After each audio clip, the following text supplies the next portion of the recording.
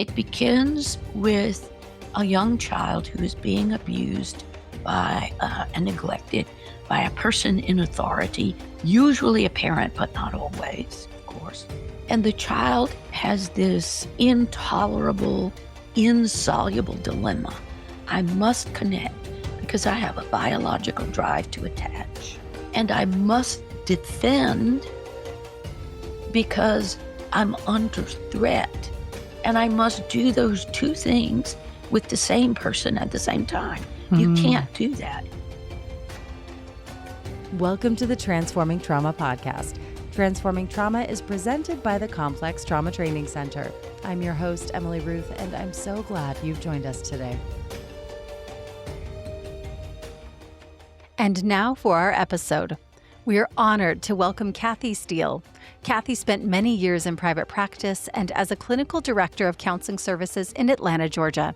She is a past president of the International Society for the Study of Trauma and Dissociation and is internationally recognized for her teaching on trauma and dissociation. She has authored and co-authored numerous publications that have shaped the field, and her contributions have been recognized with several awards, including a Lifetime Achievement Award from the International Society for the Study of Trauma and Dissociation. Please enjoy this conversation with Kathy Steele. All right, I am sitting here today with Kathy Steele. Welcome to Transforming Trauma. Thank you, Emily. Thank you so much for inviting me. Yes, it's so great to have you. And I'd love to begin by asking you what you would like our listeners to come away with from our conversation today. Oh, I have to pick between a million things, but I really think that what I focus on is this idea that dissociation is not weird. It's not fantastical. It's understandable. And any good therapist can work with somebody who is highly dissociative. So I guess that's what I would want people to come away with, a little more confidence and clarity. Okay, that's so helpful. Yeah, because I think it can feel maybe intimidating or overwhelming. We really want to help our clients sometimes, and Right. That's right. it can That's right. feel a little daunting. So I really appreciate you naming that. Mm, So if you could tell our listeners, if they aren't familiar with your work, a little bit about you and maybe where you're located, and yeah. we'll begin there. I'm in Atlanta, Georgia. I apologize for my voice. It's that time of year. Hmm. I have just retired from clinical practice at the end of December, but will continue doing some training throughout at least the following year. I have been in private practice for over 40 years in Atlanta with actually the same group, which I think not too many people can say. Wow. But I've had a lovely experience with my group, of course, which has changed over the 40 years. Yeah. But my focus has primarily been on complex PTSD and more specifically on dissociative disorders and more specifically on dissociative identity disorder or what's called DID these days. Otherwise, I focus a lot on the therapeutic relationship, attachment, and how to work with defense and resistance in psychotherapy. Okay, fantastic. And I'm sort of tagging something that you said that I'm curious about. Hmm, Um, and I think I've read a little bit in your work that you work with another model for the structural dissociation. Is that right? that's right. And That's its right. relationship to CPTSD. Yes. Yes. Okay, cool. Well, I'm tagging that. I want to come back to that because that sounds Okay. really, really interesting. Okay, so you're in Georgia, and this is kind of your line of focus. Can I ask maybe, and if there's anything personal you want to add, how did you get into the field? What brought you to working in trauma? It's really interesting. I came at it completely sideways back in the early 80s when I was just starting private practice. I wanted to get involved in some community work just to become a part of the therapeutic community, get to know people. And what was available at the time was the idea of running a 1 year incest group, and for which I would get ongoing supervision. And I just found that I fell in love with trauma work without knowing anything about it. Mm. And of course, back at that time, it was just becoming something that therapists were aware of is the extent of childhood, not only sexual abuse, but other kinds of trauma and abuse and neglect. So it was kind of on the cutting edge. And I really just loved the work, even though, of course, when I first got into it, I didn't understand all the complexities of it. But that that just comes with a lot of experience, I think. Wow. Yeah, you were really right at the beginning, I think, Hmm. Hmm. as things were picking up and Dr. Judith Herman's book was it even Yeah, out yet? It wasn't yeah, she was obviously doing her work, but wow, what an amazing time to get into the field and to have such longevity with right. that. That's really Yeah, I've exciting. been really lucky to Mhm. be in the field that long and to meet so many wonderful thinkers and clinicians. And it's been a really incredible ride. So you got into the field, you started working with it sounds like you've done some groups, and is that kind of one of the areas to do you do a lot of groups? No, what I ended up doing is a lot of consultation groups for Mm, therapists, which I've now just retired from. mm. But my work ended up being primarily individual, although I did continue to do the occasional sexual abuse group. And then I did quite some skills training groups for DID clients. Yeah, that sounds like a nice entry point right there. Can you Mhm. tell us more about that work with DID clients? I know a lot of therapists that they s they get a sense of that and they'll refer out immediately, and Right, I'd love to hear right, more of your thoughts right. there. I want to convince you not to do that because I think anybody can learn to work with DID once you understand it differently than these different personalities or different people. There, it's not that. I guess I want to give a little overview of dissociation first. We can talk about dissociation in a lot of different ways. The most common way is this idea of spacing out, which anybody can do. It runs from a quite normal thing we all do from time to time when we're tired or stressed or sick. And then it runs into something that's more serious, which is more chronic and persistent spacing out. Okay. Uh, which can actually happen across all kinds of disorders, not just trauma related disorders, but you can space out like that, for example, when you're so depressed. But there's other kinds of dissociation that aren't the same as that very, very common spacing out dissociation. And one of the things that we focus on in treatment is the kind of dissociation that's not just about a cognitive, attentional problem of checking out, but it's a whole body, whole person problem where many different functions and internal organizations are dissociated. And so, what we get in DID is a dissociation between various senses of self. And I would say that in terms of developing a self, self is not a thing that I can pull out and say, here's Kathy's self, but self is a mental representation of who I am, right? Mhm. Um, and that develops from childhood. And so in childhood, there are these little discrete islands of experience that begin to come together in the context of secure attachment and emotional regulation.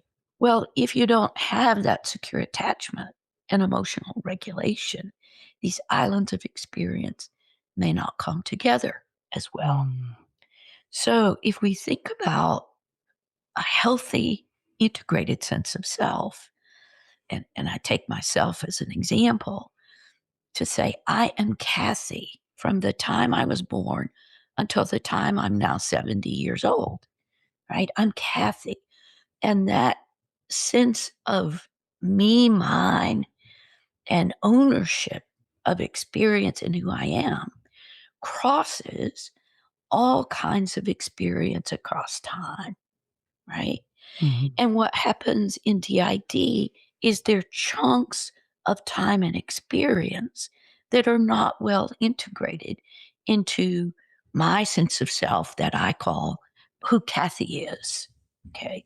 And Mhm. so then we might have little Kathy that has experiences when I was little, and big Kathy or old Kathy isn't very aware of that. Or she might say, I know that must have happened to me, but it doesn't feel like it. Or I know that little girl, that little Kathy must be me, but it certainly doesn't feel like it. Or, and a more extreme position is that little Kathy doesn't belong to me. Mm. And so that lack of ownership Yeah. is really part of what is missing that we want to get to.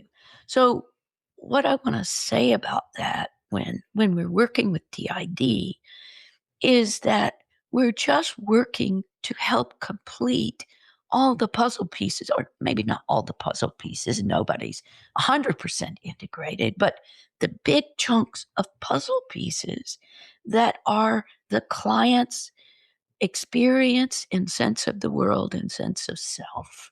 Okay. Yeah. So, my colleagues and I, particularly my Dutch colleagues, Onno van der Hart, Ellert Nijenhuis, and Suzette Bohm, the four of us have written in different permutations several books about this. And one of the books that was the primary author was Suzette Bohm, was a skills manual for dissociative clients called Coping with Trauma Related Dissociation. And what we did was set a group format for that. So now, Emily, I'm getting back to your question about groups. Great. Um, I did have a. You did have some experience there with groups, turns out. So we wrote this book that could be adapted either to individual work or group work. And so we ran quite some groups, and other people ran some groups around this.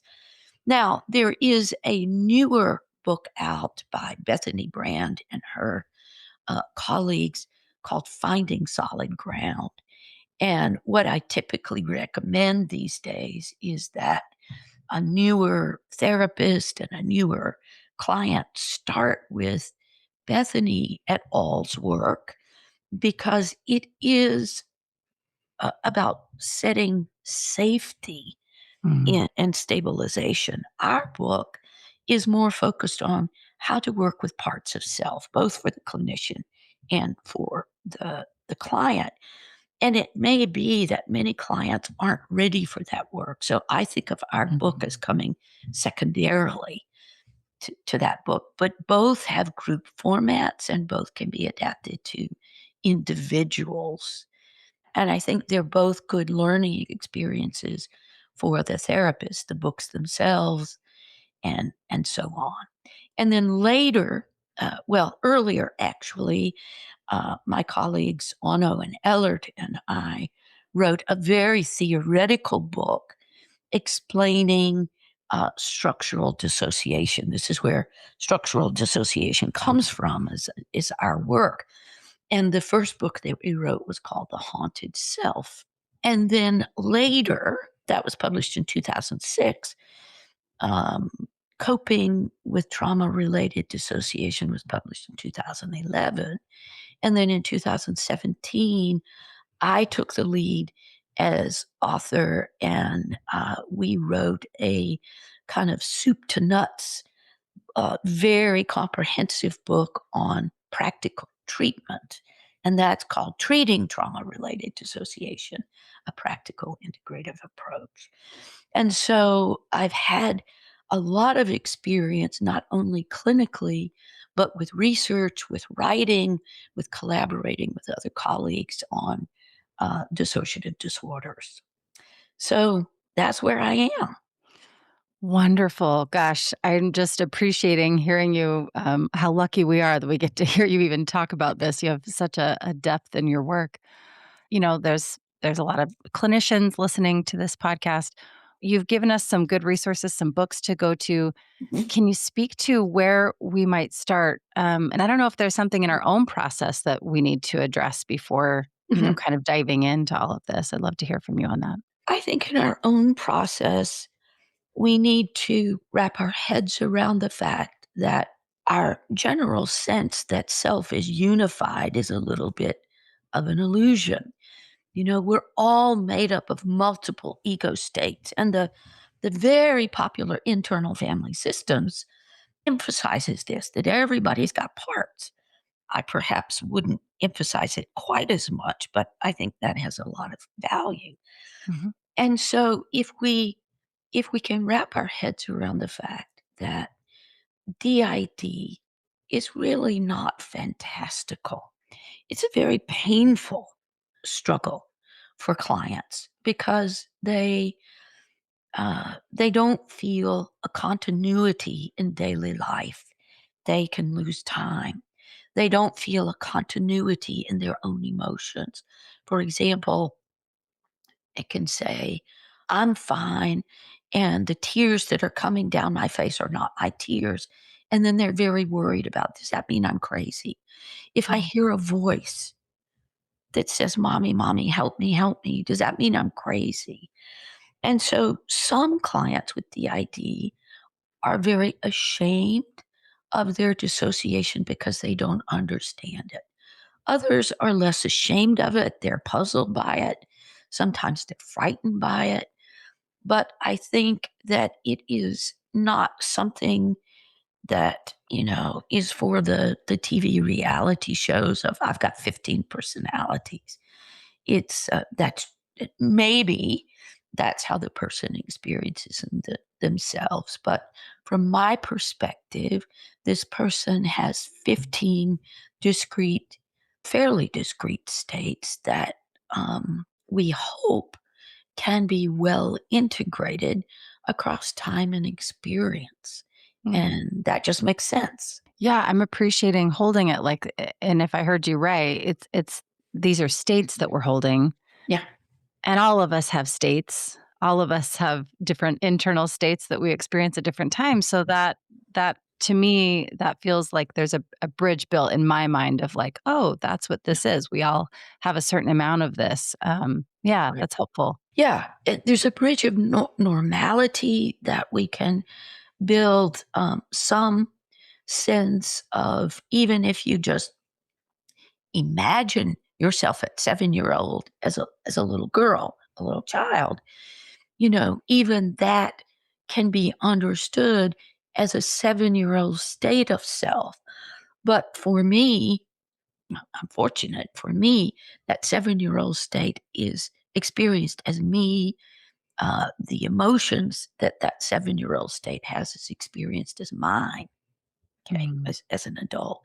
And that's where the comparison begins to falter because in the DID client, again, that 7 year old may be known to the adult self of the client or may not be known. But the sense is it's not really me in some respect. And yeah. that 7 year old's experience and emotions are not really mine. And so there's a much longer integrative bridge that we have to build with the client to help shift that for the client. Mm. There's a part that I heard around there's an identification of this is me versus this is mine. Am I getting that right? Or this is Well, not mine? yeah, this is Maybe not mine. this is This not is mine. me. This is not me. Okay, Got it, okay. that's one. This is mine. This is my feeling, or that's not my feeling. This is my behavior. That little girl's behavior is not my behavior. Okay. I'm not angry. I don't throw a temper tantrum, but she does. Mhm. Okay, that Yeah, kind of thing.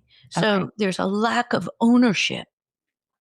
And along with that, there's a lack of some degree of voluntary control. Mm, People will say, I can't control what that little girl does or how she feels or what happens to her. And there may be a lack of voluntary awareness. I'm not aware. You say there's a little girl that pops up in your room, but I'm not aware of that. Mhm. Okay, this is so helpful. So, I'm curious, I wanna kinda circle back to the piece that I said that sometimes we're working with a client, and it might take a while to get a sense that this is the Mhm. experience that they're having. I mean, I don't know No, if you have a is there there's maybe no average, but no, I think I'm realizing that sometimes it's taken me much longer to get a sense of that this is the experience that's happening than I might have thought years ago. So, that's right. That's right. yeah. So what do you and your initial piece that I heard you say is try to not immediately refer them out. And I've heard lots of Yeah. therapists, there's discussion on boards or whatever, where it's this is something that needs someone who's a specialist, who's been, trained in a certain kind of way, and you immediately that I'm hearing, yeah, there's maybe something Uh, there. So, yeah, can you speak to that a little bit more? yeah, I think if you're a good, solid psychotherapist with some consultation or supervision, you'll do fine with these clients. Mm, Because if we really break down what we're doing with these clients, we're actually doing really good psychotherapy that is known to all of us. mhm, Okay. mhm, So, for example, when somebody comes in and I'm just making up an example, their mother has died, and they say, "I can't believe my mother's died. I can't accept it," and they just are really, really stuck in that lack of acceptance and a kind of denial. We see that in grieving. yes. Okay. Dissociation would look like that, only a little bit more profound. It might look like one part says, That's not my mother. I don't care. I don't Mhm, have a mother. Another part might say, No, my mother's not dead at all. Wouldn't even acknowledge that. And another part would, like a very young part, might say, I want my mommy. mm, But I think all of those experiences are held in the human condition. None of this is outside the human condition. And none of it is outside what we're used to treating. We just have to add this little extra piece about how to work with the dissociative aspect. And it's not that hard to learn that. It's really not. okay. Well, can you tell us a little bit more about your model then? I would love to hear. The model we call structural dissociation because there is this sort of uh, whole long list of dissociative symptoms. Anybody can have dissociative symptoms temporarily, or they can become more chronic and look more like a disorder. But we've specified structural dissociation to denote that there is a structure, or what we really mean by that is an internal organization of how the self or personality becomes dissociated. It begins, we believe, I mean, this is theoretical, but I think our model's pretty sound. It begins with a young child who is being abused by and neglected by a person in authority, usually a parent, but not always, of course. And the child has this intolerable, insoluble dilemma. I must connect because I have a biological drive to attach. And I must defend because I'm under threat. And I must do those two things with the same person at the same time. You Mm, can't do that. And so, what we have theorized is that there are these underlying what we call motivational systems. They're kind of neural networks that are evolutionary prepared in both animals, mammals, and people. And they organize us to focus on certain things at certain times. So, attachment is something that we're very well versed in. We understand it very well. And we know that there's a biological drive, right, to, or a biological imperative to attach. Okay. There's also a biological imperative or drive to protect yourself. And in the, when we're under threat, and in the trauma world, we talk about this list of biological defenses, which are fight, flight, freeze, faint. And we also sometimes add fawn, which is kind of a submissive position. And so both of these, defense and attachment, are these motivational systems. Now, there are other motivational systems, but I don't need to talk about that right now. What I want to focus on is that the initial wedge that prevents natural integration of self across time and experience is this insoluble dilemma between attachment and defense. Mm-hmm. And so, what we might get, and people have described this very well, is a part of the client that tries to go on with daily life and maybe focus on relationships, and another part of the client that is kind of stuck in the trauma, engaged in these defenses. I'm thinking of a book that was written by a former Miss America. It's called Miss America by Day. Mm. And her name was Marilyn Vanderber. And she described in her work, her therapeutic work, she was sexually abused by her father until the age of 18. And she described the day child that went to school and looked normal and all of that, and the night child that was abused. And that split, as she grew, became greater and greater. So, because she couldn't really tolerate dealing with the trauma. And so her therapy was all about not only bringing the day child and the night child into her awareness and into her sense of self, but also learning to appreciate the night child, because she despised and hated the night child, felt like it was all her fault. And so the adult self had to learn to accept that the child really was pretty powerless at that time. Yeah. Wow. Yeah, that's a really important example as you were talking, and I don't know if this relates or if this is at all connected, Mhm, but I wonder if you've ever so I've worked with women, who have experienced some kind of betrayal or abuse in their primary, relationship with a partner, mhm. and sometimes their symptoms kind of look like what you're describing, a sort of, like, Yes. cutting off of a part of themselves who has to be and exist in the relationship with this partner.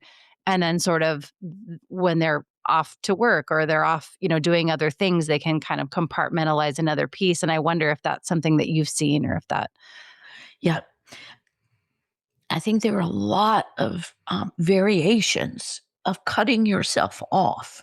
For example, I'm thinking, even as a therapist, if something intense is happening in your personal life, whatever that is, Mhm. you have to compartmentalize that and go to work Right. as though that's not there. But I would say the difference is that as soon as you finish work, you're right back at that. It doesn't just disappear and you Mhm. say, oh, I have no problems, Mhm. right? It doesn't disappear.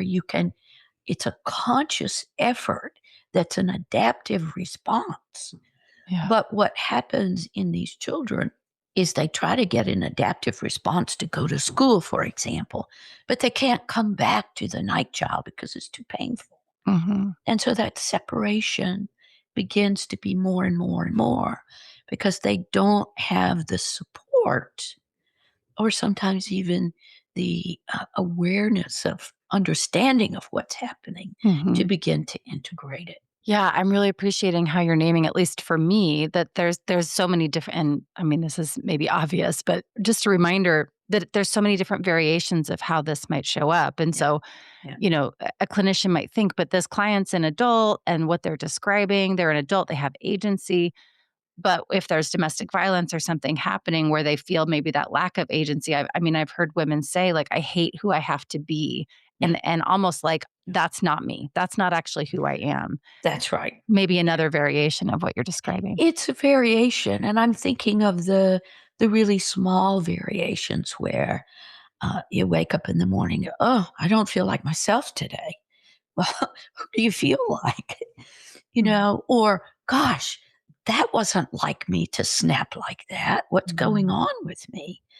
And so there are these little moments all the time of these micro dissociation integration experiences that we all have. This is just on a larger scale.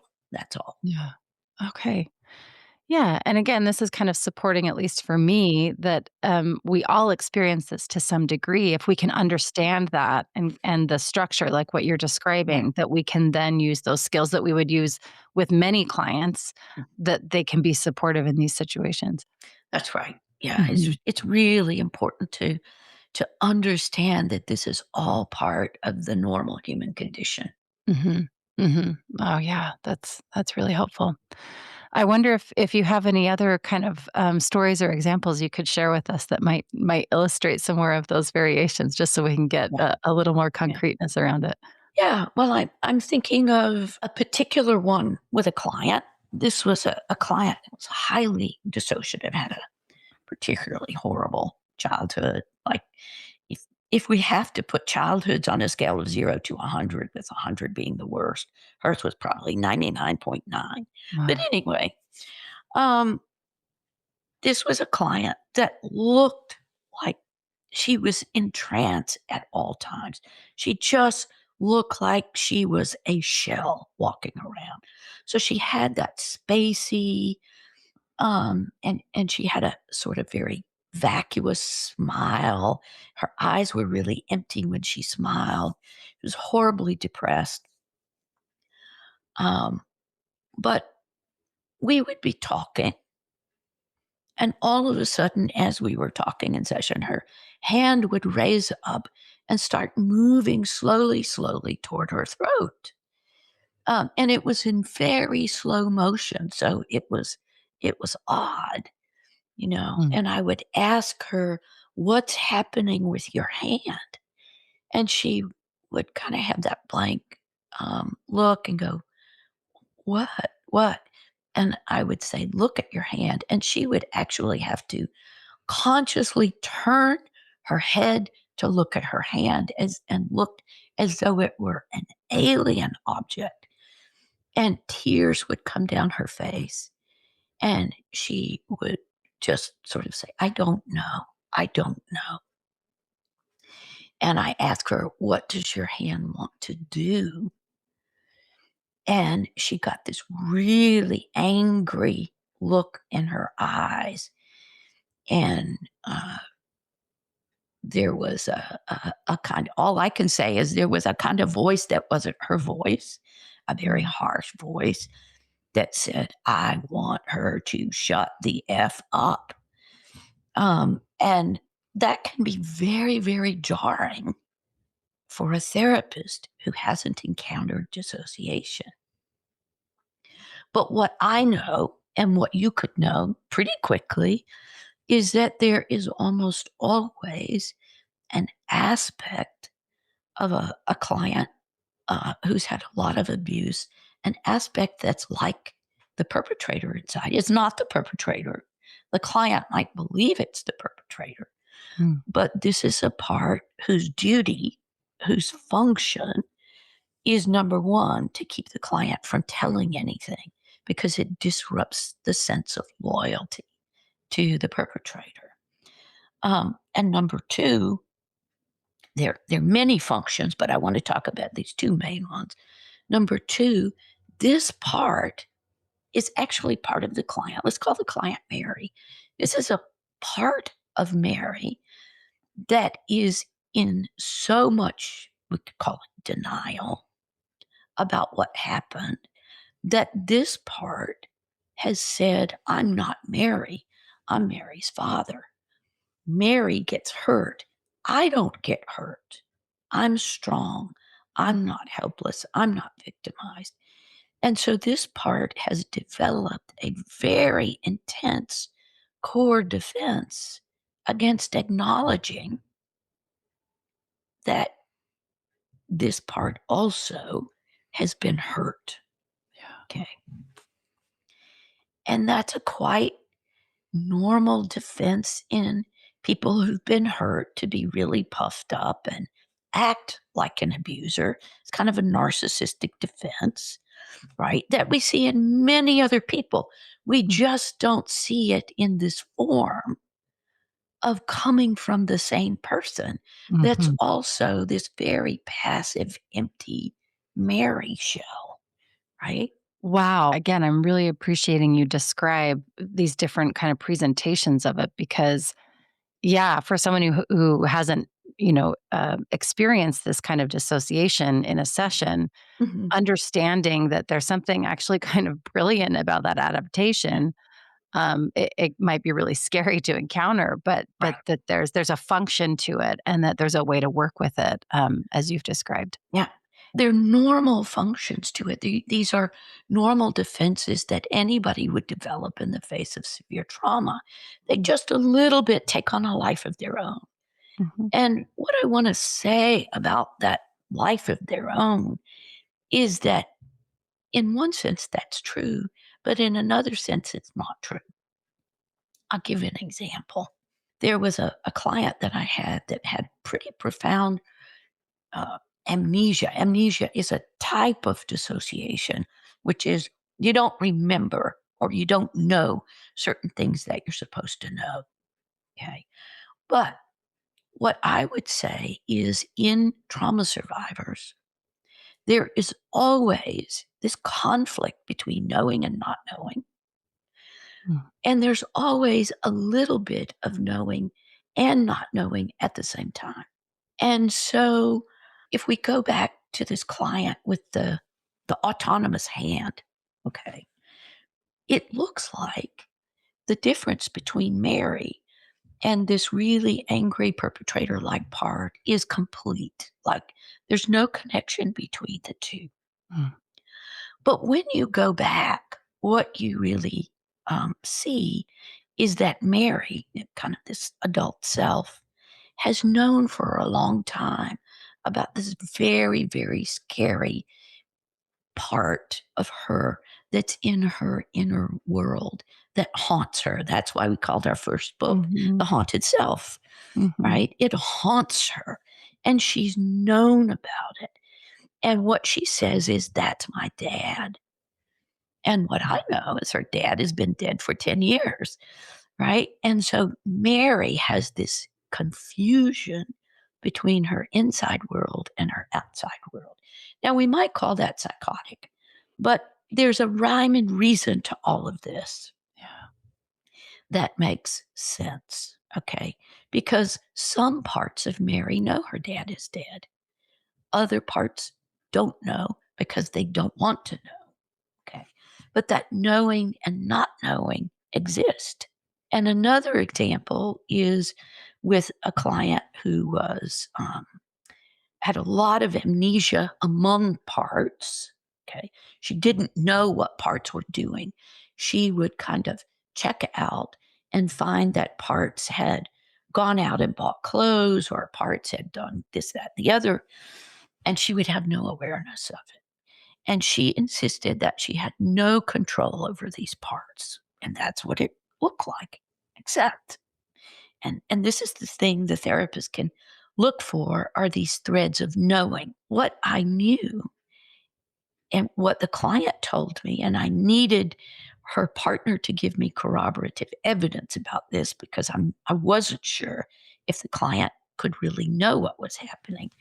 What I know is that she was excellent with her children and she wasn't switching into other parts, dissociating with her children, and her partner corroborated that. Mm, Now, that's really interesting because there seemed to be an implicit internal agreement mm. that she functioned as a whole person with her kids. And she was not aware of that. But what I know is there's always a river of knowing that runs through. And there are sometimes these implicit agreements, like, time with the kids is this is just when Mary is going to be present, or when Mary goes to work, where the internal world isn't going to intrude too much. Mm. Right. So there are these internal knowings, even though the client says, I don't know anything about those parts. There seems to be awareness on that kind of an implicit level. Wow. Wow. A river of knowing. Yeah. Yeah. Mm. There was a wonderful article written in 1993 by Dory Laub and Nanette Auerhan. And Dr. Laub was at Yale, and he was a child Holocaust survivor. So he knew this from the inside out. Mm. But he wrote this fantastic article about knowing and not knowing massive psychic trauma. Mm. Okay? And he gave all of these examples of Holocaust survivors who both knew and didn't know what happened to them. This flip flopping back and forth. And that's what we see particularly in dissociative identity disorder. Wow. So, when a therapist starts getting a sense, and maybe it's taken a long time to get to a point where they can really see it and recognize it, Mhm. what is the next step? What is the first thing Right. someone should do? Yeah. Well, let me just say that I think one of the reasons it's so hard to recognize it is that most therapists are not trained in assessing dissociation. There's some pretty basic set of questions, there are interview skills you can learn to assess. It's just like I didn't really know how to assess substance abuse or how to assess OCD, but I learned those assessment strategies. You can learn those, they're available out there. But Mhm. once you know that somebody is dissociative, the next thing is to be curious about how the client understands that experience. Can you tell me how you understand Mhm. when you lose 4 hours of time and you find that the laundry's been done, but you don't remember doing it? Mhm. Okay. Or how do you understand this internal voice that you hear that is frightening you, that's so angry, or this internal crying that sounds like a small child crying? How do you understand that? How do you make sense out of it? And then we can start with the experience of the client and how they would talk about it.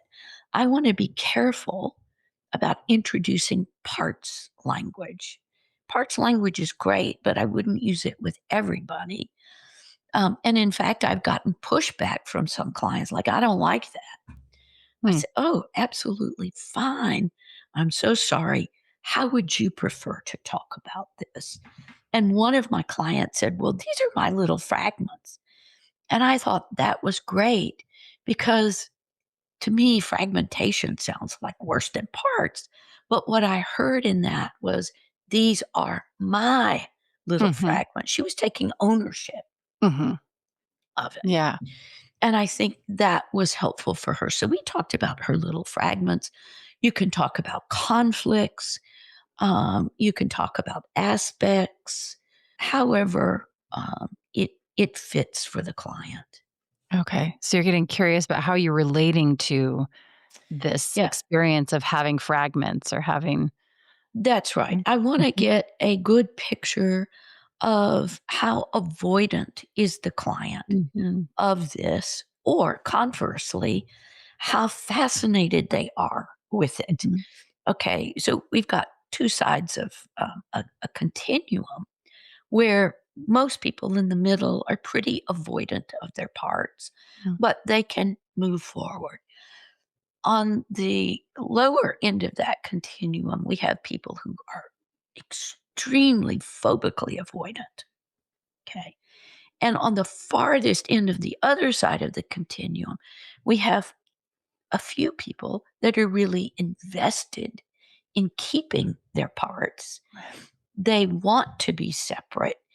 And I think then we have to determine what are the goals of therapy if this person wants to remain separate. But I also want to be really curious about why.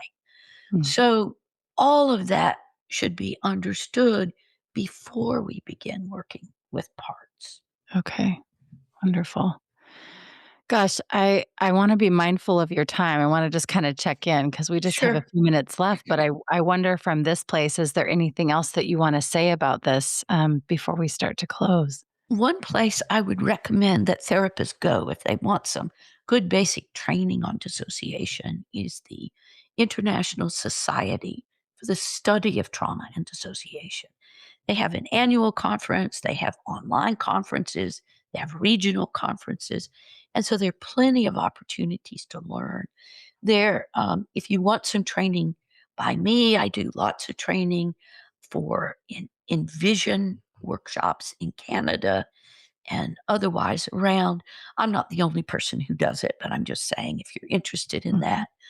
So I think getting a little bit of training and understanding this from a rational psychological viewpoint will make it a lot easier to to work with, for Yeah, sure. yeah.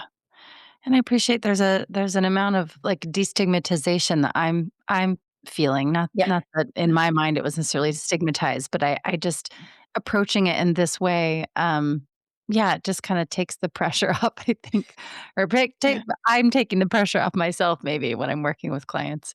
Um, that's right. That's right. mhm. Yeah, Yeah, yeah. yeah. It's just like anything else. You need some practice in working with it, Mhm. but you don't refer everything out because they need a specialist. I mean, you just don't. And Yeah, so I think, and you can choose not to work with this because yeah. there are complexities to it. For example, many of these clients have a comorbid personality disorder, Mhm. and that tends to be the sticking place that's complex for the therapist, not the dissociation itself. Mhm. Mhm. But I think you get to choose who you want to work with.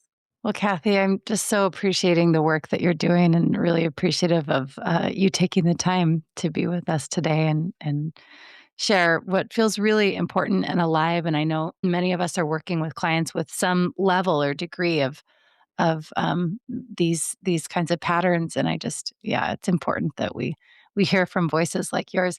How can folks get in contact with your work? Yeah, unfortunately, my website's a little out of date, but you can go there and email me through there. Or my email is Kathy Steele, MN, that's Masters in Nursing, at Mhm. gmail.com.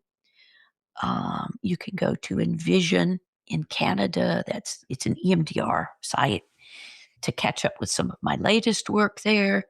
And then I hope in the next couple of weeks to have updated my website with my most recent trainings. I am not Fantastic. anymore offering consultation, Mhm. unfortunately, but I have some referrals for that if people need them. Fantastic, and yeah, maybe by the time this posts, that will you'll already have We can updated hope. that. Hope springs Wonderful. eternal. Right? Well, thank you again, Kathy, just really appreciate you, Thank and you, Emily. Thanks for having me. absolutely. Thanks so much for joining us for today's episode. To find more information about our guest, check the show notes or visit us at complextraumatrainingcenter.com/transforming trauma. If today's conversation resonated, our Spring 2027 NARM Therapist Training is designed to help you expand what's possible in your trauma work. This live online program offers a structured, clinically grounded way to build more precision, confidence, and effectiveness in treating complex trauma and adverse childhood experiences. If you're ready to strengthen your clinical impact and work with greater depth, we invite you to join us to get trained in the neuroaffective relational model. Enrollment is now opened and space is limited. Visit complextraumatrainingcenter.com to learn more and apply.